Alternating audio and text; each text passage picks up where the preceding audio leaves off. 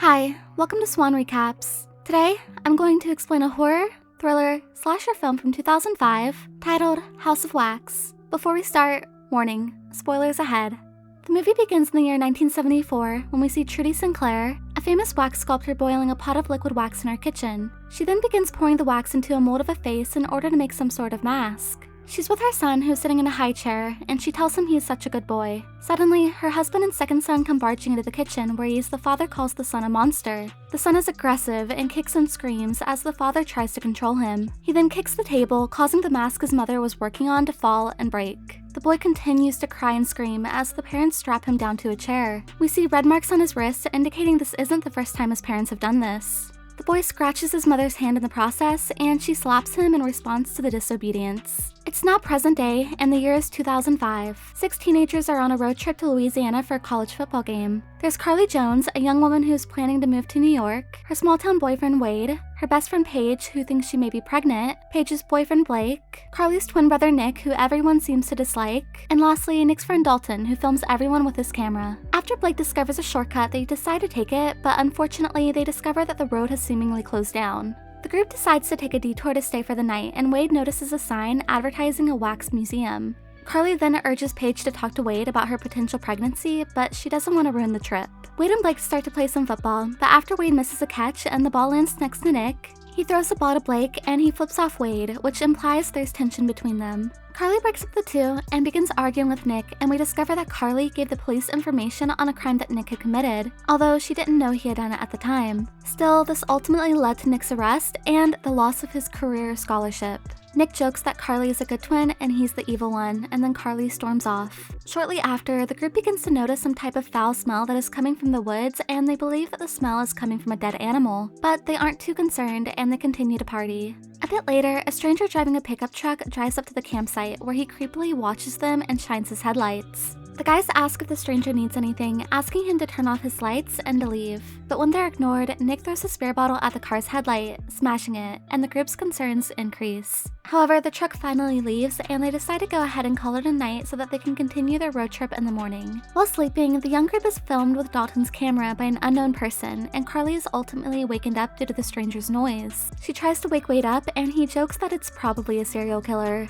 She feels as though they're being watched, but after investigating, she fails to find anything or anyone, although the stranger is still filming her. The next morning, Blake desperately tries to wake everyone up so that they won't miss the game. Dalton mentions he can't find his camera, and the girls once again catch the foul smell, and Carly decides to try to find its source. After trying to start his car, Wade discovers his 15-inch fan belt has been cut and tampered with. The scene then cuts to Carly falling down a hill where she finds herself in a pit of roadkill. While attempting to get out, she sees a human arm and is terrified. Just then, a truck pulls up to the pile and a redneck begins dumping dead deer into the pit. The group yells at the man and they ask him what the hand is. The redneck approaches it, pulls it out, and we see that it is fake and made of wax. He jokingly asks if they need a hand. Wade asks the man if there's a town nearby as he needs a new fan belt, and the redneck ultimately offers Wade a ride to a gas station that is in a supposed town called Ambrose. Wade ultimately agrees to the redneck's offer, and the rest of the group decide to head to Louisiana for the football game, except for Carly, who joins Wade in the creepy man's truck. His name turns out to be Lester. After Lester is caught looking at Carly inappropriately and continues to creep her out, the two decide to abandon the creepy man, who is clearly offended.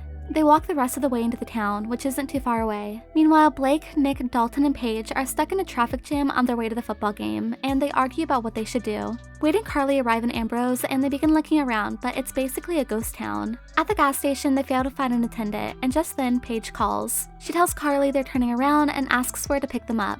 Someone peeks through the window at the couple. Wade then notices the wax museum, but they instead approach a church they hear music coming from in order to ask for help. They then realize a funeral is being held. A man named Bo follows them out, and they tell him why they're there, discovering that he is the gas station attendant. He's offended they interrupted a funeral for a fan belt, but he agrees to sell them it after he finishes with the funeral. He tells them to meet him at the gas station in 30 minutes. In the meantime, the couple decide to check out the House of Wax to kill some time, and they even discover the place is made of wax. The scene then cuts to a man who's creating a wax sculpture intensively, and he hears them, indicating that he's in the basement. The two explore the House of Wax and are amazed at how realistic the wax figures are. They're also confused as none of the figures are of anyone famous, but rather just random people. After approaching what he thinks is a wax dog, Wade falls to the ground after being barked at, and Carly laughs at him. The two continue to explore the House of Wax, and Carly finds little wax pieces that all have the name Vincent on them. Wade mentions he thinks the Vincent guy needs therapy. They again mention how realistic everything is, and they discover the high chairs we saw at the beginning of the movie. Carly then sees the reflection of a man wearing a mask outside watching them. Wade goes outside to investigate and leaves Carly all alone inside. She bumps into a deformed maid dummy and freaks out. They decide to go back to the gas station and they begin discussing Carly's brother. Wade is confused why Nick hates him so much. She mentions how her parents would always compare the two, which is parallel to the parents in the beginning of the movie. Nick apparently decided to accept the role as a bad twin. Shortly after, Beau arrives at the gas station, and he tells them that there are no 15-inch fan belts there, but he has some at home. They begin discussing the House of Wax, where Beau explains that many people used to visit the town to see it. He explains that the place belonged to Trudy, and Vincent was one of her sons. He tells them that she went crazy and died, and her husband, a doctor, killed himself after not being able to help her. The two sons ultimately ended up in foster homes. Beau offers Wade and Carly a ride back to their campsite, but Wade needs to use the toilet first. Carly waits inside Beau's truck. The scene then cuts to Nick and Dalton, who are heading towards the town, but strangely, it doesn't show up on their GPS. Wade looks around the house after using the bathroom where he discovers a paper with the name Victor Sinclair. He also discovers medical supplies indicating the house belonged to the Sinclairs. Carly, growing increasingly anxious, exits the truck where she discovers that one of the truck's headlights are missing, just like the truck from the night before. She begins honking the horn to alert Wade, but the lights suddenly go out inside the house and Wade discovers he's locked inside the room. He calls out for someone but hears no response. The floorboard begins to lift and we see the same guy from earlier. He uses a pair of scissors to sever Wade's heel, and although Wade tries his best to get away, he's then stabbed in the chest and ultimately knocked unconscious. Carly continues to honk the horn and she tries contacting her friends, but they don't answer. Beau walks out in his mechanic uniform, but Carly can see he's lying, so she locks herself in his truck and she reveals she knows he's the man from the night before. He breaks the window and she yells for Wade. She then turns the keys and tries to drive off before getting stuck in the mud. She escapes through the back of the truck and runs off. Dalton and Nick reveal they think Wade is an okay guy before flashing back to Wade being dragged by the man into an underground room. He strips Wade's clothes off and injects him with some kind of drug that makes him unable to move. He stitches Wade's wounds and begins waxing Wade's eyebrows and facial hair. He's then strapped to a chair with some kind of contraption on his head and he's sprayed with molten wax, burning his flesh. Meanwhile, Carly runs around the town where all the lights suddenly turn on. She runs to the local church in search of help, but she realizes all the people there are just wax figures. She notices a tape recording of the funeral and a paper indicating the funeral was for Trudy Sinclair. She peeks inside the casket to see an old woman. She then accidentally breaks off the arm of a sculpture that is revealed to be filled with flesh and bone. Beau approaches the church and begins searching for her, but she's hiding. He apologizes to his dead mother for the strange disturbance, and soon after, he finds Carly hiding underneath the pastor's clothing. She runs away, but eventually is outmatched and tackled by Beau. Meanwhile, Dalton and Nick arrive at the town. Beau takes Carly into the gas station's basement and he restrains her onto a chair with leather belts and duct tape, just like the opening scene. Nick and Dalton approach the gas station and yell out for her, but Beau covers her mouth and threatens to kill her if she makes any noise. The two decide she isn't there and they agree to split up and look around. Back at the gas station, Beau superglues Carly's lips together to keep her quiet. He begins to lock up the gas station before Nick approaches him and asks if he's seen Wade or Carly, but Beau says he hasn't. Nick doesn't believe him and continues to ask questions as he isn't making any sense. Carly continues to try to make noise and Nick hears something, but Beau disregards it as his dog. She tries getting his attention by poking her finger through the gutter shaft, but Beau uses pliers to snip her finger off. While leaving the station, Beau reveals a knife, but before he can do anything, Carly rips open her mouth to call out to Nick. Beau swings at Nick, but he dodges and punches Beau, causing him to fall to the ground. He runs into the gas station and locks the door while also locking all the other possible entries. Carly screams for Nick's help and he runs down to help her. He frees her from the chair. Meanwhile, Dalton enters the House of Wax, calling out for Wade and Carly. He begins checking out all the wax figures, and he eventually discovers Wade sitting by the piano, not realizing he is a wax figure.